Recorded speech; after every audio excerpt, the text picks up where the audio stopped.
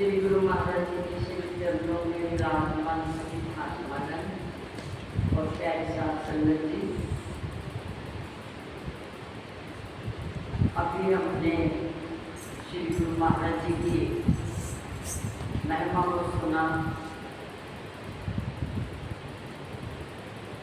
और आज के दिन का महत्व भी सुना और सत्संग में और गुरु की महफिल में आने का मकसद यही है।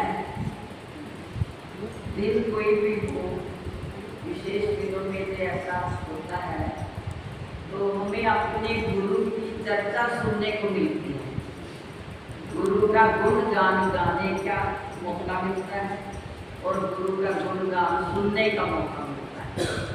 बाहर दुनिया में तो ऐसा होता नहीं, कोई हमें गुरु की बात कभी बताता है, कभी नहीं बताता।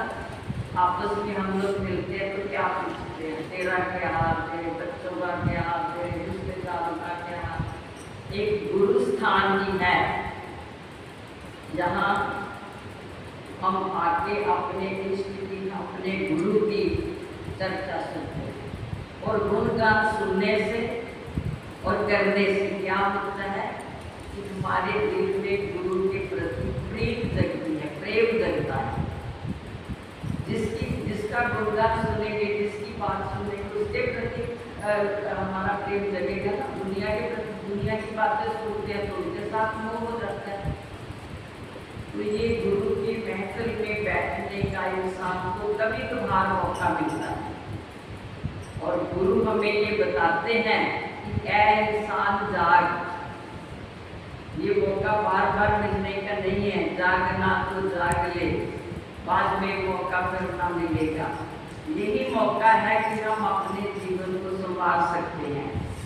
और गुरु महाराज जी जो है वो जीव की, अगर हम शरणागत हो जाते हैं तो जीव की पल पल रक्षा करते हैं। कहीं भी हम अगर गिरने लगे भक्ति के मार्ग में, वैसे तो दुनिया में हजारों बार में कष्ट आते हैं, गुरु महाराज जी तो कृपा स्वरूप हैं। अगर हमें कष्ट भी आते हैं तो भी उनकी कुछ कृपा ही होती है, वो है ही कृपा स्वरूप है, क्योंकि वो हमारे प्रारब्ध का चक्कर है। कष्ट आते हैं, उनका भुगतान हमें करना ही है।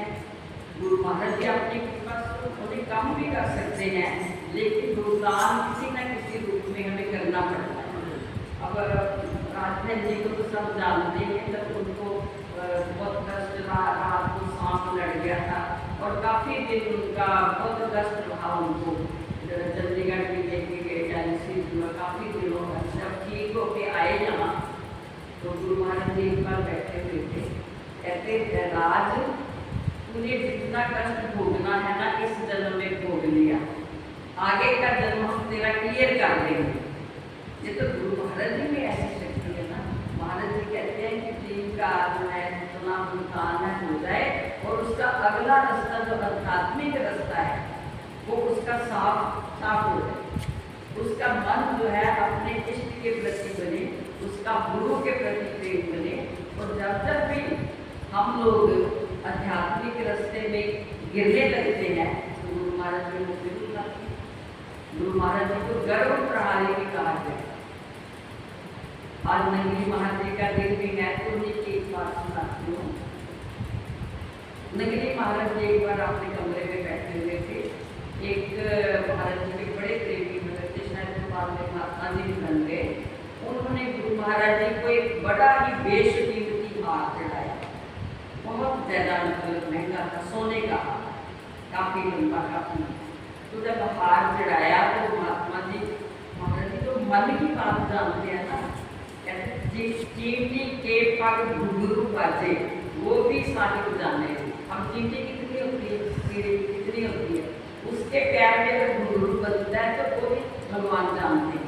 चींटी के पग घुंघरू बाजे वो भी साहिब जाने। अब महाराज जी तो मन की बात जानते हैं कि अब हार चढ़ाकर इसके दिल में थोड़ा उछल उछल हो रहा है कि मेरे जैसा इतना लंबा हार, इतना महंगा हार तो किसी ने चढ़ाया नहीं होगा। ऊपर से तो देखा, ऊपर से तो महात्मा जी कह रहे थे गुरु महाराज जी के पास चढ़ाया, वो हम भी ऐसा ही करते हैं। कोई बात तो नहीं गुरु महाराज जी के पास अंदर अंदर अहंकार होता है, अंदर अंदर हमारे अहंकार होता है। एक बार गुरु महाराज जी शेषनाग के कमरे में बैठे हुए थे, बात याद आ गई है। तो कोई बात ऐसे सत्संग ही कर रहे थे, तो महाराज जी कहने लगे इंसान के अंदर 3 तरह की मशीनें चलती हैं। तो हम भी बच्चे थे, हमें पता है कि कौन कौन सी मशीन कह रहे हैं महाराज जी, कैसी मशीन है। तो महाराज जी हाथ से ऐसा इशारा करके ना, जो बाहर की मशीन है ना वो ऐसे ऐसे चलती है, एक मशीन उसके अंदर है वो ऐसे ऐसे चलती है, ठीक उसके उलट चलती है। आदमी जैसा कहता है वैसा होता नहीं है।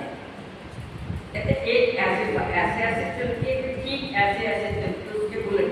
अब अंदर से कुछ और होते हैं और कहते कुछ ऐसे। एक मशीन है और एक तीसरी मशीन ऐसी है वो ठीक से चलती है, वो ना बाहर चलती है ना अंदर चलती है, वो एकदम संतुलित चलती है, ठीक से चलती है। चलो हम सोचते थे इतनी बात करते कि महाराज जी तो बहुत कुछ कहते थे। अब कभी कभी याद आता है कि महाराज जी ऐसा क्यों कहते थे।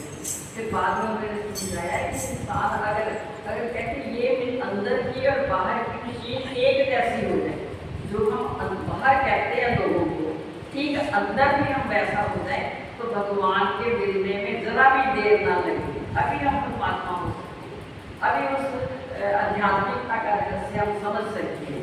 ये हम उलट हैं, हम नहीं, अंदर कुछ और है बाहर कुछ और है। तो मैं लेकिन कल सरकार की बात समझा रही कह रही थी आपको।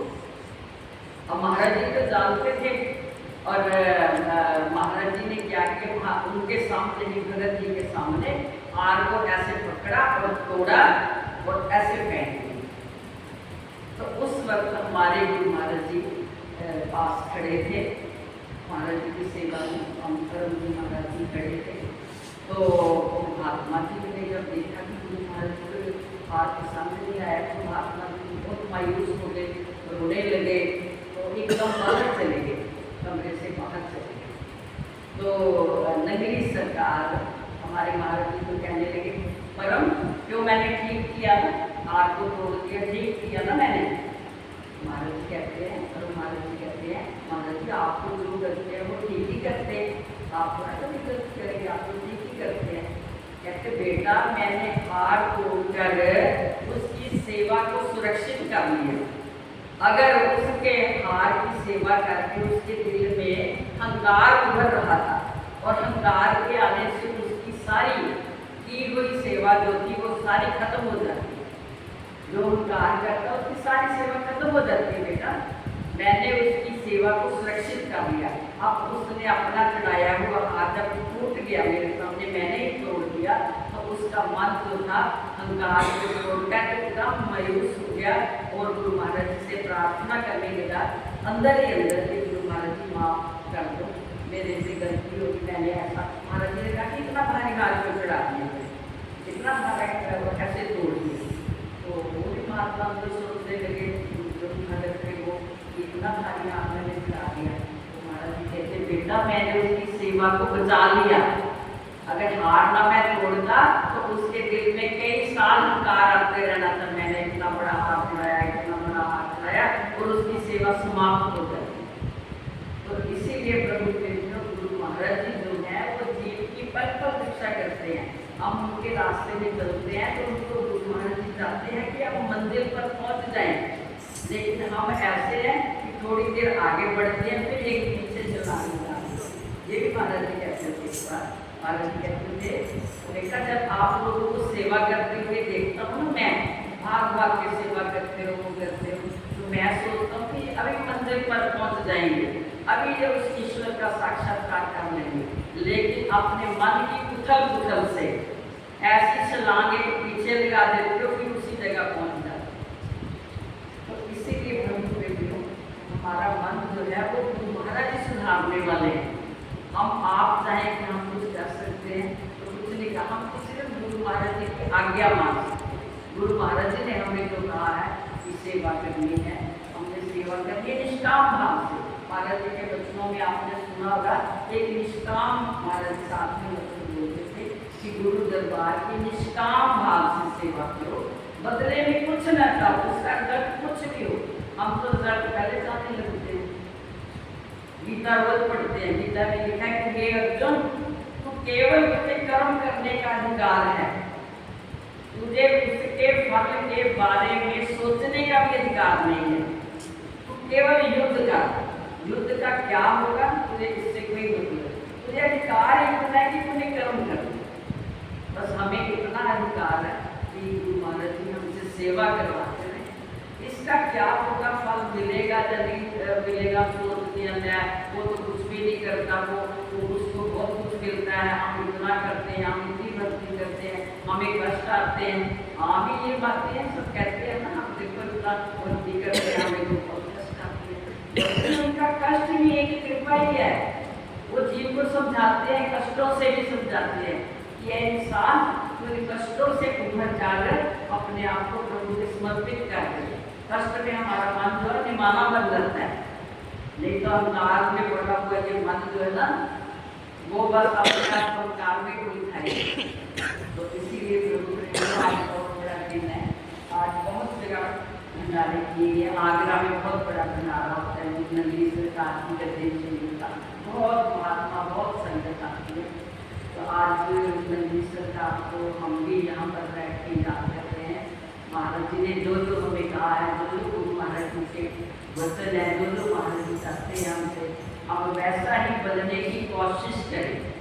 महाराज जी कहा करते थे, बहुत कहने व सुनने से क्या होगा, करना होगा अमल उस पर, है पूरा इल्म भी काफी अगर बाअमल हो। दुनिया में सुनाने वालों की कमी है कि टीवी में देखो, बाहर देखो, कथा हो रही है, सत्संग हो रहे हैं, और सुनने वाले भी बहुत। आजकल तो लाखों की भीड़ होती है जहाँ सत्संग होती है। बहुत कहने व सुनने से क्या होगा, करना होगा अमल उस पर, है थोड़ा इल्म भी काफी अगर बाअमल होगा। अगर हम अमल करते हैं, हमने अपना इंट्रोस्पेक्शन खुद करना है कि मेरे में क्रोध तो नहीं पैदा, मेरे में रोग तो नहीं पैदा, मेरे में मोह तो नहीं पैदा। या हमने कुछ गुरु महाराज जी के इतने प्रवचन सुन के अपने जो बुराइयां हैं उनको कम किया है हमने, कि जब बुराइयां उसी लेवल पर हैं और सत्संग को हम ढोल की बजा बजा के मार वो गाते बैठे हैं, अपना मन को उसी तरह का उसी तरह बनाना, मन को चाहे किसी तरह का होता है, भजन करके, चाहे गा के, किसी का गाने में होता है, किसी का भजन करने में होता है, किसी का सेवा करने में मन होता है। ये सब चीज़ें जो है मन को पवित्र करती हैं, और पवित्र मन ही जो है वो परमात्मा के चरणों में लग सकता है। तो गुरु महाराज जी के चरणों में मैं प्रार्थना करती हूँ कि गुरु महाराज जी सबको इतनी शक्ति दें, सबके मनों को शुद्ध करें, सबका मन जो है अपने चरणों में लगाएं, वो ममता दुनिया के विकारों से मन जो है वो परे हटे और गुरु महाराज जी के चरणों में लगे। इसमें है कि मैं ईमान को काम देती हूँ। बोल जाएगा, बोल